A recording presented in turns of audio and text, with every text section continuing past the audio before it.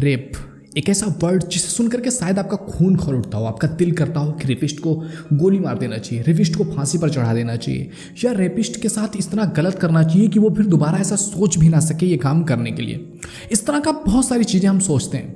And ये मेरी दूसरी वीडियो है रेप पर। एंड फर्स्ट वीडियो में हमने बात किया हुआ था कि क्यों होता है ये चीज़ें, क्यों कोई पर्सन कोई व्यक्ति रेप कर देता है, उसके पीछे क्या क्या चीज़ें हो सकती हैं, क्या कॉमन चीज़ें हो सकती हैं, क्या साइकोलॉजिकल लेवल पर चीज़ें होती हैं। एंड बहुत सारे रिसर्चेज के बारे में मैंने आपसे उस वीडियो में डिस्कस किया हुआ है कि अलग अलग तरह से रिसर्च किया गया, रेपिस्ट से बात किया गया, उसके आधार पर कौन सी चीज़ें निकल करके आई उस वीडियो में हमने बात किया है। तो अगर आपने वो वीडियो नहीं देखा है तो प्लीज़ एक बार आप चैनल पर विजिट करके वो वीडियो देख लीजिए, जिससे कि आपको आज की वीडियो के बारे में पता चल सके। आज की इस वीडियो में हम बात करने वाले हैं कि इस घिनौने कृत्य को कैसे रोका जा सकता है। How we can prevent this, हम कैसे रोक सकते हैं इसको, क्या किया जा सकता है, क्या इसको रोका भी जा सकता है या नहीं रोका जा सकता, और रोका जा सकता है तो किस हद तक रोका जा सकता है और क्या किया जा सकता है। तो इसमें मैं सबसे पहली बात कहने वाला हूं कि दैट इज द रूल्स। आपको हार्ड रूल बनाना पड़ेगा, गवर्नमेंट को हार्ड रूल बनाना पड़ेगा और इस पर काम भी करना पड़ेगा, इसको अप्लाई करना पड़ेगा। क्योंकि देखो रूल्स तो बहुत सारे बने हुए हैं। इस केस को लेकर के निर्भया कांड हुआ, उसके बाद धीरे धीरे रूल्स बहुत स्ट्रिक्ट होते जा रहे हैं, फांसी की सजा है इस पर। लेकिन फिर भी आप देखोगे कितने हद तक लोगों को फांसी होती है। एक रेपिस्ट आज रेप करता है, उसकी 10 साल बाद उसकी सुनवाई आती है, तब तक पता चलता है चीज़ें पूरी तरह से चेंज हो चुकी होती हैं। तो जो रूल्स बन रहे हैं, क्या आपको लग रहा है वो सारे रूल्स अप्लाई किए जा रहे हैं? रूल्स तो यहाँ तक है कि अब अगर आप कोई लड़की को, एक बंदा है अगर वो किसी लड़की को 14 सेकंड तक लगातार देख दे रहा है, दैट इज़ द केस, ये उसके ऊपर केस हो सकता है। आप किसी लड़की को 14 सेकंड तक घूर नहीं सकते। आपको क्या लगता है 14 सेकंड तक कोई घूरता नहीं है? ऐसे ऐसे लोग हैं, एक एक घंटे 2-2 घंटे जितने देर बस में रहेंगे, ट्रेन में रहेंगे, कहीं पर खड़े रहेंगे, अगर कोई दिख गई तो उसको घूरते ही रहेंगे। और ऐसा नहीं है कि मतलब जस्ट छिप करके देख लिया, डायरेक्टली देखते हैं, फिर भी वो आवाज़ नहीं उठा पाते हैं। कुछ लोग आवाज़ उठाते हैं, कुछ लोग साथ देते हैं, कभी ऐसा नहीं भी होता है, कितना कुछ सहना पड़ता है। लेकिन रूल्स तो बहुत सारे हैं, लेकिन इसको अप्लाई कैसे किया जाए, इस एप्लीकेशन पर कि कैसे अप्लाई किया जाए, इस पर गवर्नमेंट को काम करने की ज़रूरत है।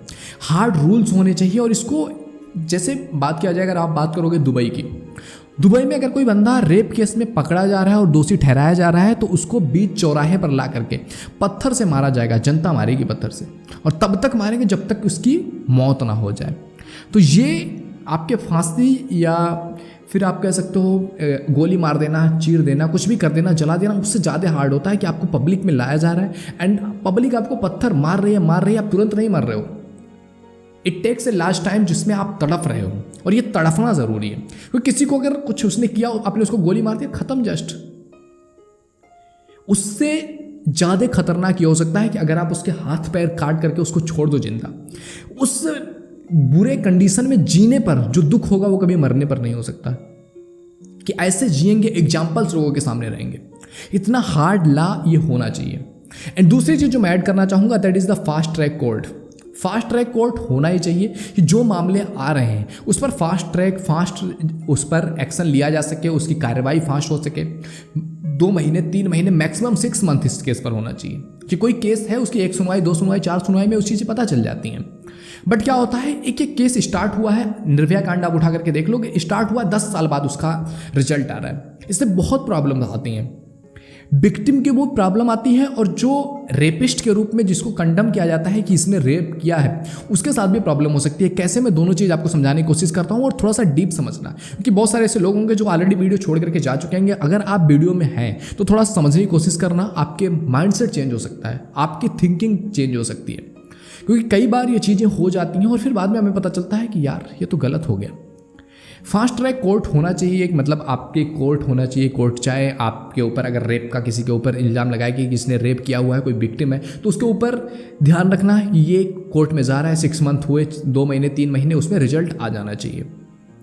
रिजल्ट आ गया, अब उसको रोकना नहीं है, रिजल्ट आ गया तुरंत उसके ऊपर एक्शन लेना है, उसको फांसी देनी है। और फांसी से ज़्यादा बेहतर होगा, जो मैंने पहले बात किया हो, उसको इस तरह के हालात में करके जिंदा छोड़ दिया जाए कि वो पूरी ज़िंदगी तड़पे और उसको देख करके कई सारे लोगों के लिए वो एग्जाम्पल बन जाए। तो फास्ट ट्रैक कोर्ट का ये फ़ायदा होगा, क्योंकि अगर एक स्टार्ट हुआ एक केस, एक व्यक्ति के साथ, एक लड़की के साथ गलत हुआ और उसको 10 साल बाद अगर मिल रहा है उसका रिजल्ट, कि 10 साल बाद उसको पता चल रहा है हाँ इसने किया था, अब इसको सज़ा मिल रही है। तो 10 साल का जो प्रोसेस है, वो 10 साल के प्रोसेस में वो कितना सहेगी कि उसको उसके साथ गलत होते हुए उसको न्याय नहीं मिल रहा है। इस सिचुएशन में लोग सुसाइड तक कर लेते हैं कि सुसाइड कर लेंगे क्योंकि हमें मिल ही नहीं रहा है न्याय। एंड दूसरा केस जो मैं बात कर रहा हूँ कि अगर कई बार ऐसे केसेज आपको देखने को मिलते हैं कि एक लड़की और एक लड़के के बीच में अगर कुछ प्रॉब्लम्स आ जा रही हैं, वो अगर रिलेशनशिप में है या किसी भी वजह से, तो प्रॉब्लम आने की वजह से लड़की कभी कभी गलत केसेज में भी फंसा देते हैं कि इसने मेरा रेप किया, इसने मेरे साथ बदतमीजी किया, ये गलत किया। और अगर आप उस केस को फास्ट ट्रैक में लेके जाओगे तो जो चीज़ें असली रहेंगी, सच्ची रहेंगी, वो चीज़ें सामने तो आनी ही आनी है। तो अगर लड़का सही भी हुआ या गलत भी हुआ तो वो सामने आ जाएगी। लेकिन अगर लड़का सही है और आप फास्ट ट्रैक कोर्ट नहीं ला रहे हैं एंड आप उस मामले को खींचते चले जा रहे हैं 1 साल 2 साल 4 साल 10 साल, तो अगर वो पर्सन रॉन्ग नहीं है और उसने गलत नहीं किया, लेकिन अगर वो कोर्ट में गया या मामला उसके ऊपर आरोप लगाएगा, जब तक वो सिद्ध नहीं हो जाएगा कि उसने कुछ गलत नहीं किया है या उसके साथ जो भी ये चीज़ें हैं, जो मामलात हैं, वो गलत उस पर फाइल किए गए, तब तक तो लोग उसे दोषी मानेंगे, लोग तो उसे रेपिस्ट ही मानेंगे। और इस कंडीशन में अगर 8 साल 10 साल खिंचता चला जाता है तो एक टाइम ऐसा आएगा जब उसके ऊपर एक मेंटल प्रेशर होगा और वो सुसाइड भी कर सकता है। क्योंकि 10 साल तक तो लोग वही मानते रहेंगे ना। अगर 10 साल बाद रेप आ रहा है तो 10 साल बाद हो सकता है कोई माने कि हाँ उसने रेप नहीं किया था, लेकिन 10 साल तक के प्रोसेस में तो लोग उसको रेपिस्ट की नज़रों से ही देखेंगे ना। और इस तरह के नज़रों में रह करके जीना इट नेक्स्ट टू इम्पॉसिबल।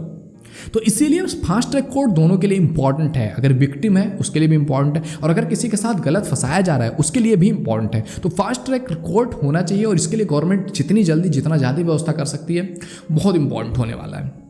तो ये 2 चीज़ें तो मैंने बात किया जो एक केस होने के बाद किया जा सकता है कि हार्ड रूल्स बनाए जाएं जिससे कि लोगों में एक डर हो, एक कि अगर मैंने ऐसा किया तो मेरे साथ ये किया जाएगा, एक डर होना चाहिए। क्योंकि देखो लोग 2 ही तरह से काम में आ सकते हैं, या तो डर हो या तो प्यार हो, 2 ही तरह से लोग काम करते हैं। तो प्यार से रखना it is very difficult to government, but अगर डर पैदा करना है तो ये उतना डिफ़िकल्ट नहीं है जितना प्यार पैदा करना डिफ़िकल्ट है। तो डर होना चाहिए एक व्यक्ति के अंदर। अगर वो गलत करने जा रहा है उसको 1000 बार सोचना चाहिए।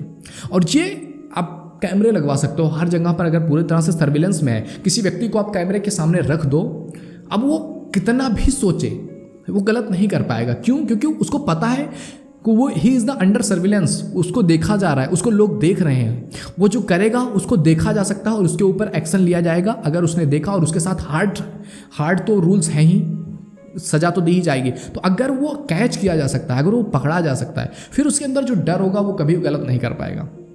दुबई में आप अगर गाड़ी भी आप अपनी जो पार्किंग स्लॉट है उससे अलग खड़ा करते हो, आप ब्रेक करते हो किसी भी रूल्स को, आपके ऊपर फाइन लग जाता है, आपके अकाउंट से पैसे कट जाते हैं, आपको कोई पुलिस आकर के नहीं रोकेगा। तो इस तरह के अगर कोई भी रूल्स आ रहे हैं तो उस रूल्स की वजह से समाज में एक रूल चलता है जब ना, तो समाज एक अनुशासन में रहना सीख जाता है। एंड अगर ये चलता रहा कुछ टाइम तक तो वो चीज़ें फिर धीरे धीरे लोगों के बिहेवियर में आ जाती हैं।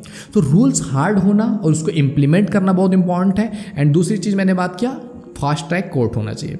एंड तीसरी चीज़ जो कि इसको जड़ से ख़त्म करने के लिए बहुत इंपॉर्टेंट है, और ये चीज़ समझना बहुत इंपॉर्टेंट है, सेक्स एजुकेशन। आपके बच्चे को वो एजुकेशन मिलना ज़रूरी है, लड़का हो लड़की हो, उसको एक एजुकेशन मिलना ज़रूरी है कि मतलब एक दूसरे के साथ, क्योंकि लड़का है लड़की है वो रिलेशन में आएंगे, वो दूसरा जेंडर है तो एक दूसरे के प्रति अट्रैक्शन होगा, एक दूसरे के प्रति वो भावनाएँ उठेंगी।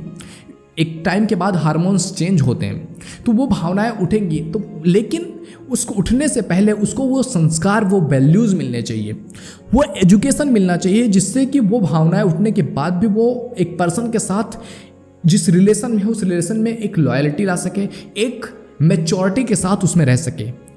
वो just because of biological reasons उसमें ना जाए, या बायोलॉजी की उसकी, मैंने पिछली वीडियो में बात किया हुआ था, बायोलॉजिकल एसेंस के द्वारा भी लोग कहते हैं कि इसके द्वारा ही हमारे साथ हो जाते हैं गलतियाँ या कर जाते हैं, तो वो उनके ऊपर हावी ना हो सके, उनका दिमाग, उनका संस्कार, उनके वैल्यूज, उनके नॉलेज उस लेवल की हो, उनको समझ में आना चाहिए जो भी वो चीज़ें, जो रूल्स वो देखते हैं या अपने दोस्तों में, फ्रेंड्स में या मूवीज से वो जो सीख रहे हैं, that is not the real. या वो अलग अलग चीज़ों से सीख रहे हैं, वो पॉर्न से सीख रहे हैं, वो रियल नहीं है, उनको ये समझ आना चाहिए। और ये जब पेरेंट्स या एजुकेशन सिस्टम या फिर टीचर्स ये लोग बताएंगे तो वो चीज़ें समझ पाएंगे बच्चे। और ये एजुकेशन बहुत इंपॉर्टेंट है कि अगर कोई किसी के साथ आप हैं, किसी के साथ आप रिलेशन में भी हैं, शुबे भी बॉयफ्रेंड गर्लफ्रेंड, लेकिन आपको सामने वाले के कंसेंट को समझना बहुत इंपॉर्टेंट है कि आप अगर अपने गर्लफ्रेंड के साथ हो, फिर आप उसके साथ फिजिकल रिलेशन में भी जाना चाहते हो, तो सामने वाले का कंसेंट होना चाहिए। ये नहीं कि आप जस्ट हो तो आप कर सकते हो, आप कुछ भी कर सकते हो, आप उसके साथ जैसा रहना चाहो वैसा रह सकते हो। No, there must be her consent, उसका कंसेंट होना ही चाहिए अगर आप जा रहे हो किसी के साथ इस तरह के रिलेशन में तो। या फिर आप मैरिड भी हो, फिर भी सामने वाले का कंसेंट होना बहुत ज़रूरी है। और इस पर अभी उतना ज़्यादा इंडिया में बात नहीं किया जा रहा है, लेकिन अलग विदेशों में आप देखोगे, फॉरेन कंट्रीज़ में आप देखोगे मैरिटल रेपिस्ट के केसेस भी आ रहे हैं और उस पर भी एक्शन लिया जा रहा है कि अगर शादी हो गई है तो he is not your property, she is not your property, कि आप उस पर अपनी प्रॉपर्टी कितना या ऑब्जेक्टिफाई करके कि ये मेरी पत्नी है या मेरी बीवी है, मेरी वाइफ है, तो मैं इसके साथ जो चाहूँ जब चाहूँ कर सकता हूँ, इसके साथ जब चाहूँ ज़बरदस्ती भी सेक्स कर सकता हूँ। नो, आप किसी के साथ फिजिकल तभी हो सकते हैं जब उसका भी कंसेंट उसके साथ हो, और ये कंसेंट में होने के बाद ही। तो इस तरह से आप जब सिखाओगे, या फिर जो अलग अलग गलत रूल्स के बारे में मैंने बताया था, जो सोशल चीज़ें हो जाती हैं, जो चीज़ें हम देखते हैं समझते हैं कि अगर लड़की की ना है तो लड़की की ना भी हाँ होती है, इस तरह के जो भी रूल्स हैं कि अगर कोई किसी के साथ आप फिजिकली जा रहे हो, या किसी के साथ आप कुछ भी कर रहे हो, या किसी को आप कुछ बोल रहे हो, किसी को आप कुछ चीज़ें ऑफर कर रहे हो, या आप किसी रिलेशन में जाना चाहते हो एंड सामने से आ रहा है नो, फिर भी आप कह रहे हो नहीं लड़की की ना मतलब हाँ, तो ये कितना डेंजर लेवल पर आपको कहीं पर ले जा सकता है और आपकी लाइफ की कहाँ से कहाँ हो सकती है आपकी लाइफ। तो ये चीज़ें समझना बहुत ज़रूरी है। और ये चीज़ एक एजुकेशन की किस तरह से सामने वाले के साथ रहना है, एक रिलेशन में आप जा रहे हो, सामने वाले की वैल्यू क्या है, आप उस रिलेशन को बेहतरीन रिलेशन कैसे बना सकते हो, क्योंकि ये चीज़ें कहीं भी आपको सीखने को नहीं मिलेगी। ना आप अपनी फैमिलीज़ में सीखते हो, ना आप इसको अपने एजुकेशन सिस्टम में सीखते हो, ना ही फिर आप जब यहाँ तक नहीं सीखते हो फिर इन चीज़ों के बारे में आप सीखना बंद कर देते हो। ये सब चीज़ें फिर आपके लिए मायने नहीं रखती हैं, क्योंकि ये सब चीज़ें आपने सीखा नहीं। ये भी चीज़ कुछ होती है, आपको जस्ट सिखाया गया है कि आपको पैसा कैसे कमाना है, आप ये पढ़ लो, ये रट लो, मैथ लगा लो, केमिस्ट्री लगा लो, फिजिक्स कर लो। लेकिन अगर ज़िंदगी जीनी है और समाज को एक बेहतर ढंग में रखना है, तो आपको सोशल चीज़ों को सीखना बहुत इंपॉर्टेंट है, रिलेशन को सीखना बहुत इंपॉर्टेंट है कि आप समाज में रहने वाले हो, समाज के साथ आपका रिलेशन क्या होगा, लोगों के साथ आपका रिलेशन क्या होगा, इसको सीखना बहुत ज़रूरी है। तो ये एजुकेशन बहुत इंपॉर्टेंट है कि एक दूसरे के प्रति, दूसरे जेंडर के बारे में आप समझ सको, उसकी भावनाओं, उसकी फीलिंग्स, उसके कंसेंट को आप समझ सको। ये चीज़, ये एजुकेशन होना बहुत इंपॉर्टेंट है। एंड चौथी चीज़ जो इसमें मैं ऐड करना चाहूँगा, that is social media. Social media ने आज इस लेवल का वाहियात चीज़ें आ रही हैं सामने, इस तरह की अश्लीलता सामने आ रही है। हर प्लेटफॉर्म, इवन यूट्यूब भी आप उठा करके देखोगे, जिसके रूल्स एंड रेगुलेशन इतने स्ट्रिक्ट हैं कि अगर इस पर आप कुछ भी, मैं अगर वीडियो डाल रहा हूँ इसमें कुछ भी चीज़ें मैंने गलत बोल दिया है तो उसके लिए भी मुझे कॉपीराइट आ जाएगा। लेकिन बहुत सारी ऐसी चीज़ें हो रही हैं, बहुत सारा, आप शॉर्ट में देख लोगे, आप रील्स उठा करके देख लो इंस्टाग्राम की, आप फेसबुक रील्स उठा करके देख लो, फेसबुक का जो मूवी वाला सेक्शन है जिसमें वीडियोस आती हैं, जितने वीडियोस आप देखोगे all is related to prank. ज़्यादातर वो प्रैंक, और प्रैंक कैसा प्रैंक, अश्लीलता। एक लड़का प्रैंक कर रहा है, वो लड़की के साथ ही प्रैंक करेगा, वो कभी लड़के के साथ प्रैंक नहीं होता है, वो लड़की के साथ ही प्रैंक होगा, और उसके फिजिकल लुक को लेकर के, उसकी फिजिकलिटी को लेकर के, उस वल्गैरिटी को लेकर के ही वो प्रैंक हो सकता है। वीडियोज ऐसी आ रहे हैं जिसको आप कह सकते हो सॉफ्ट सेक्स, सॉफ्ट पॉर्न बेचा जा रहा है आपको। आप रील्स उठा करके देख लो, बहुत सारे रोस्टर बैठे हैं जो रील्स का रोस्ट करते हैं कि मतलब कर क्या रहे हो आप डायरेक्टली, आप जस्ट पॉर्न, बस पूरी तरह से नेक्ड नहीं हो, बेसिकली आप पॉर्न ही बेच रहे हो, सॉफ्ट पॉर्न आप इसको बोल सकते हो। और ये सब चीज़ें अगर आप देख रहे हो, आप कोई भी सोशल मीडिया प्लेटफॉर्म उठा करके देख लो, भरा पड़ा है ये सारी चीज़ें, और हम वो चीज़ें देख रहे हैं। और उसके पहले जो मैंने बात किया हुआ है, आपके पास एजुकेशन नहीं है, आपको सेक्स एजुकेशन नहीं सिखाया गया है, आपको एक बेहतरीन संस्कार नहीं मिल पाया, आपको एक वैल्यूज़ नहीं मिल पाया जो आपका कैरेक्टर निर्माण करे। और ये सब ना मिलने के बावजूद, या ये सब मिलने का टाइम पीरियड आपकी लाइफ में आए, उससे पहले आपको सोशल मीडिया मिल जा रहा है, उससे पहले आपको ये चीज़ें मिल रही हैं जहां आप कुछ सोच सको उस चीज़ के बारे में, कुछ आपके पॉइंट्स हों, आपका दिमाग उस लेवल पर स्ट्रक्चर हो सके, आपका माइंड उस लेवल पर आ सके कि आप कुछ सोच सकते हो उसके बारे में, या आपके कुछ अपने पॉइंट ऑफ व्यू हो सकते हैं, या आपकी क्रिटिकल थिंकिंग उस लेवल पर हुई नहीं है, उससे पहले आपको ये सारी चीज़ें देखी जा रही है। जो भी चीज़ें आप देख रहे हो ना, ये आपके माइंड का जो क्रिटिकल थिंकिंग है, इसको ख़त्म करती जा रही है। आप जब ये 100% श्योर है, और ये साइंटिफिकली प्रूवन भी है कि अगर आप किसी ऐसी चीज़ को देखते हो, सेक्सुअलिटी को देखते हो, या फिर आप कुछ ऐसी चीज़ें जैसे भूख हो गया, ये आपके माइंड को ख़त्म कर देती हैं। मतलब इस समय अगर आप भूखे हो तो आपका दिमाग काम नहीं करेगा। आप इस तरह के कंटेंट देख रहे हो तो आप अपने आप को भूल चुके होंगे। और जो भी चीज़ें आपको दिखाई जा रही हैं, आपका अटेंशन स्पैम इस तरह से कम होता जा रहा है। हर सोशल मीडिया प्लेटफॉर्म आपको शॉर्ट्स की तरफ ले रहा है। 10 सेकंड की वीडियो, 8 सेकंड की वीडियो, 10-15 सेकंड की वीडियो, 20 सेकंड की video, max to max 1 minute की वीडियो। क्यों इस तरफ आ रहा है? क्योंकि आपको बस स्क्रॉल करने में मज़ा आ रहा है। यस, ये देख लिया, ये मज़ा आ गया। तो सोशल मीडिया का यूज करना सीखो दोस्त, इसको एक बेहतरीन कंटेंट। क्योंकि देखो क्या होता है ना, आप बोलोगे, बहुत सारे लोग इस तरह के कंप्लेंट करते हैं, फिर मुझे भी थोड़ा सा इस पर सोचने पर मजबूर होना पड़ता है कि मतलब लोग कहते हैं कि ये कंटेंट गलत है, ये कंटेंट नहीं होना चाहिए, लेकिन उसी कंटेंट पे मिलियंस ऑफ बिलियंस व्यूज़ हैं, मिलियन बिलियन व्यूज़ हैं दोस्त, उसी तरह की कंटेंट पे। आप वो कंटेंट देखते हो, फिर कहते हो उसको ऐसा नहीं बनाना चाहिए। अगर आप देखना बंद कर दो, आप देखना कम कर दो, देखना छोड़ दो, वो बनाएंगे ही नहीं, कि वो बना रहे हैं बिकॉज ऑफ दैट कि आप उसको देख रहे हो। तो आपको देखना है कि आपके लिए इंपॉर्टेंट क्या है, क्योंकि ये चीज़ समझने के लिए भी आपका दिमाग बड़ा होना चाहिए दोस्त, और वो चीज़ हो ही नहीं पाती है। हम बच्चों को शुरुआत से ही दे देते हैं मोबाइल, बच्चा रो रहा है, ले मोबाइल ले ले, खाना खा रहा है, मोबाइल देख, ये देख, वो धीरे धीरे लत उनकी बढ़ती चली जाती है और उनका सोचने का क्रिटिकल थिंकिंग खत्म हो जाता है।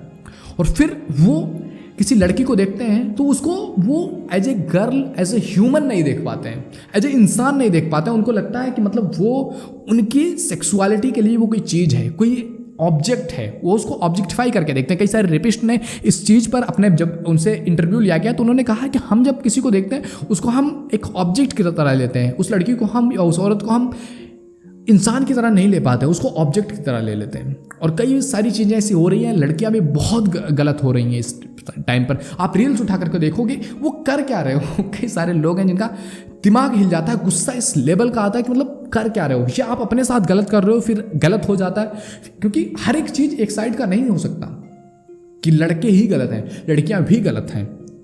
लेकिन मैक्सिमम केसेस लड़कों के साथ गलती हो जाती है, लड़के गलत कर देते हैं, क्योंकि वो उस चीज़ को देखने के बाद खुद को कंट्रोल करना भूल जाते हैं, क्योंकि वो कंट्रोलिंग उन्होंने कभी ज़िंदगी में सीखी नहीं है, एजुकेशन मिला नहीं है।